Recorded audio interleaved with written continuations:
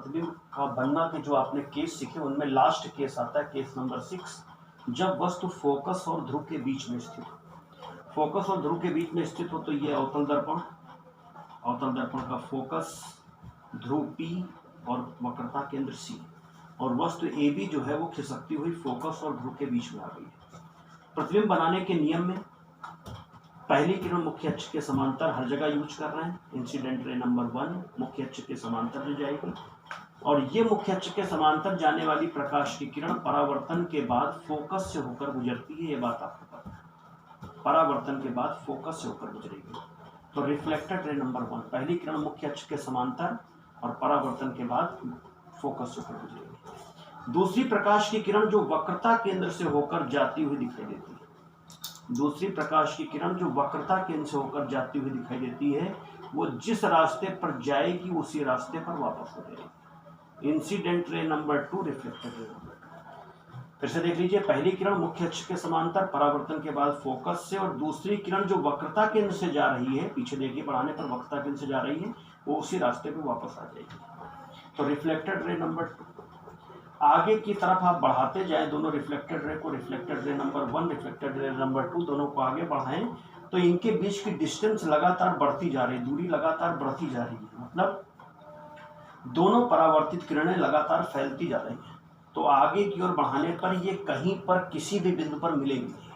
जब किसी भी बिंदु पर नहीं मिलेंगी तो इसका मतलब वास्तविक प्रतिबिंब प्राप्त नहीं होगा। अब इनको आगे की तरफ बढ़ाते हैं, आगे बढ़ाने पर जब नहीं कटेंगे तो इनको पीछे की तरफ, दर्पण के पीछे की तरफ बढ़ाते हैं। दर्पण के पीछे की तरफ बढ़ाने पर ये कहीं पर कटती हुई नजर आएंगे। जिस जगह पर कटेंगे वहां पर प्रतिबिंब प्राप्त होगा जो आभासी होगा, A', B', आभासी प्रतिबिंब प्राप्त होगा। तो स्पेशल केस है, फिर से देख लीजिए एक बार। पहली किरण मुख्य अक्ष के समांतर परावर्तन के बाद फोकस से जाएगी।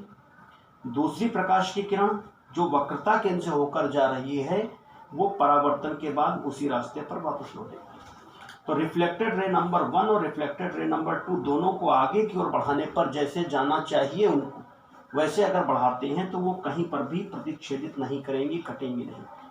इसका मतलब है कि वास्तविक प्रतिबिंब प्राप्त नहीं होगा। अब इनको दर्पण के दूसरी ओर बढ़ाते हैं तो दूसरी ओर बढ़ाने पर जब इधर की तरफ फैल रही है तो इधर की तरफ कहीं ना कहीं मिलेंगी।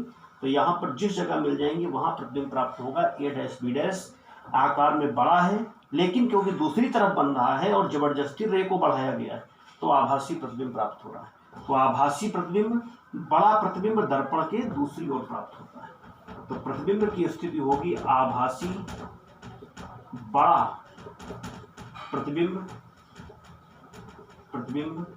दर्पण के दूसरी ओर प्राप्त होता है, दर्पण के दूसरी ओर प्राप्त होता है, दूसरी ओर प्राप्त होगा। तो ये हमारे टोटल 6 केस बनते हैं, 6 केस हो सकते हैं जिसमें अवतल दर्पण के सामने वस्तु की स्थिति दिखाई जाएगी। इन्हीं 6 में से किसी स्थिति में वस्तु रखी होगी और उस वस्तु का दर्पण के द्वारा कैसे प्रतिबिंब बनेगा उसका किरण आरेख, रे डायग्राम आपको यहाँ पर 6 केसों के माध्यम से समझाया जा चुका है।